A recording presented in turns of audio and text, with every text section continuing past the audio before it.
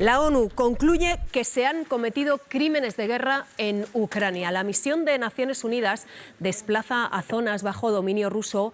Ha encontrado un gran número de víctimas de ejecuciones, torturas y violencia sexual, tanto a hombres como a mujeres y a niños, entre los 4 y los 82 años. Aseguran que en algunos casos sus familiares fueron forzados a ver cómo eran torturados. Rusia siempre ha sostenido que las acusaciones de crímenes de guerra son una difamación.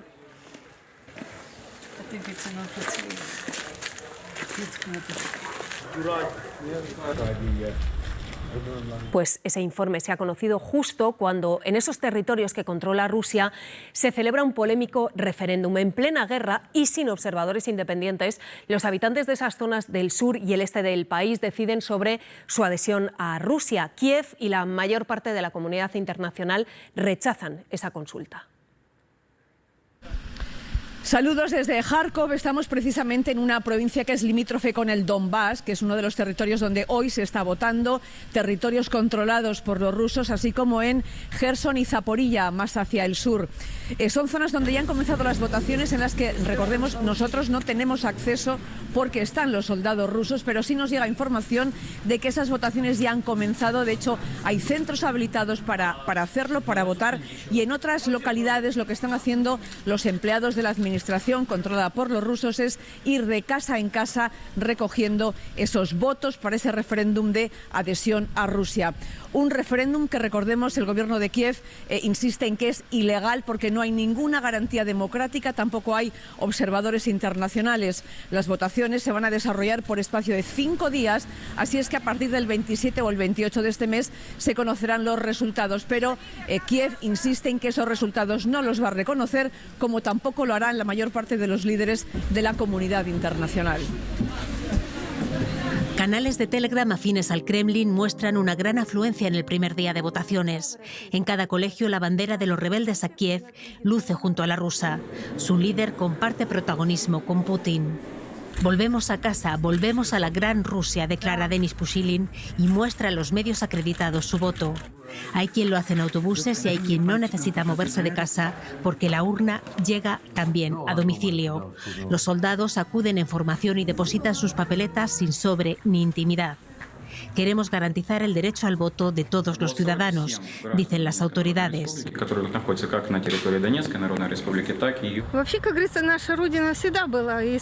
Rusia siempre ha sido nuestra madre patria. Ucrania nos ha dejado solos, dice esta votante de Donetsk. Nuestra vida será más tranquila si pertenecemos a Rusia, opina esta otra, tras responder a la pregunta ¿está usted a favor del ingreso en Rusia? En Gerson y Zaporilla se añade otra pregunta previa: si quieren ser una república popular independiente. Pues a esas zonas donde se están celebrando los referéndums irán previsiblemente los reservistas que Moscú lleva reclutando 2 días. A pesar del rechazo de Occidente, el Kremlin avala esas consultas y se espera, Ignacio Ortega, Moscú, que Putin se anexione esos territorios en cuanto se conozcan los resultados. Así es, los rusos ven estas consultas como hechos absolutamente consumados. Nadie duda, ni en el Kremlin, ni entre los ciudadanos de a pie, que los resultados serán positivos. Según los sondeos realizados por los propios rusos en el Donbass, el 97% de sus residentes votarán a favor de la integración con la gran madre Rusia.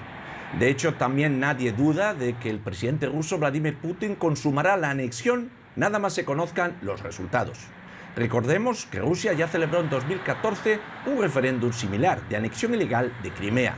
La diferencia es que ahora el referéndum tiene lugar bajo las bombas y sin que ni las milicias prorrusas ni el ejército ruso controlen todo el territorio de las regiones donde tienen lugar estos plebiscitos. Según todos los analistas, el presidente ruso Vladimir Putin persigue con estos referéndums una excusa leal para desplegar todas las tropas y reservistas que desee en territorio ucraniano. Lo mismo se puede decir del armamento. Una vez estos territorios sean declarados territorio de la Federación Rusa, Putin podrá recurrir a todo su arsenal para defender la integridad territorial de Rusia en Ucrania. Despiden a sus hijos, hermanos y maridos con lágrimas y oraciones. A este centro de reclutamiento de Siberia Oriental vienen los que han recibido la carta con la orden de alistamiento. Según el Kremlin, todos los movilizados tienen experiencia en combate. Es el caso de Pavel, que sirvió 10 años en el ejército. Me entregaron la citación cuando estaba en el parque con mi hija, explica. En teoría están excluidos los alumnos de cursos presenciales, pero a Dimitri, que asegura ser estudiante, también le han convocado y tiene que irse hoy mismo. He escrito a mi madre, a mi hermano, pero solo mi padre ha podido venir a despedirse. Según el gobierno ruso, unos 10.000 hombres se han alistado voluntariamente. No es el caso de Alexander. Le mandaron la carta a casa de sus padres. No tengo experiencia de combate, nos explica. Hice la mili hace unos años, pero estoy dispuesto. No pienso huir. Muchos no piensan lo mismo, como los que salen del país vía Kazajistán o por Finlandia, como Nikita. Tiene 34 años y miedo a ser movilizado. Según la Guardia Fronteriza finlandesa, las llegadas de rusos han aumentado más de un 50%. Aseguran que solo entran los que ya tenían un visado. Masha salió de Rusia a los pocos días de empezar la guerra. En aquel entonces ya temió ser reclutada. Porque soy médico y puedo ser movilizada en cualquier momento. Además, tengo miedo de hablar público, mi opinión. Aquí se ha reunido con su hermana Olga, que ya lleva años afincada en España. La madre de ambas sigue en Rusia. Y por ejemplo, la última noticia hoy de mi madre, que han venido ya a su empresa, una empresa privada, la gente de la policía militar, pidiendo la lista de todo el personal masculino de momento. Temen por el futuro de sus amigos y familiares. Lo mismo cuenta Nina, que lleva aquí 20 años. Sobre todo yo tengo ahí a mis sobrinos, a mi cuñado. Sí, van un poco a acoger a la gente in situ, ¿no? Porque claro, si no estás en tu domicilio puede ser que no te pille la hoja de reclutamiento, pero en el trabajo sí estás. En España residen 80.000 personas con nacionalidad rusa. Y anoche vimos duros enfrentamientos entre Rusia, Ucrania y Estados Unidos en la reunión del Consejo de Seguridad de Naciones Unidas. Era la primera reunión de este foro desde que empezó la invasión rusa. Un choque de trenes que puso de relieve lo distante que están las posturas entre Moscú y la comunidad internacional. La guerra de Ucrania se palpó ayer en la mesa del Consejo de Seguridad de la ONU. Por primera vez desde el inicio de la guerra, sentados muy cerca los actores en este conflicto. La foto duró poco. Sergei Lavrov, el jefe de la diplomacia rusa, llegó hora y media tarde. La operación militar especial, sentenció, era inevitable. Acusó a Occidente de encubrir crímenes de guerra de Ucrania contra los rusoparlantes y advirtió que el envío de armas a Kiev les implica directamente en la guerra. Dicho esto, se fue. Algunas de las cosas que no escuchó. No podemos ni dejaremos que Putin se salga con la suya, afirmó el jefe de Exteriores estadounidense.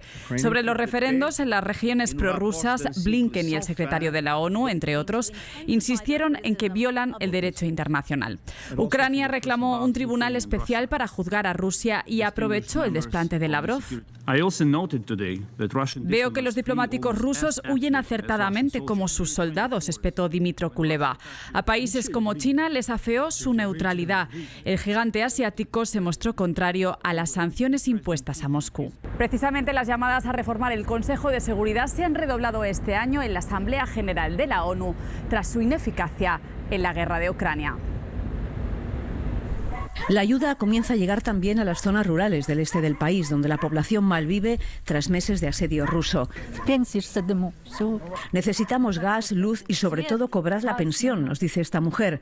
Cobraba unas 3.000 grivnas, 80 euros, y ahora ni eso. La guerra ha golpeado en esta zona especialmente a niños y mayores. Pero si hay algo que ha traumatizado a este pueblo es el ataque a la escuela. Ocurrió a principios de la guerra, un colegio con recursos al que asistían decenas de niños de varias aldeas. Fue terrible. Mi nieto murió en el bombardeo de esa escuela, dice Gala. Se había escondido ahí con otro chico, nos explica. La gente pensaba que no iban a atacar las escuelas. Ni siquiera las escuelas son un lugar seguro durante esta guerra. Estamos viendo cómo quedó este colegio después de un bombardeo. Estamos en la localidad de Kunié, a unos 80 kilómetros de la frontera rusa, una de las que ha sido recientemente liberadas. Aquí murieron varios vecinos y otros resultaron heridos porque utilizaban precisamente este edificio para refugiarse de las bombas.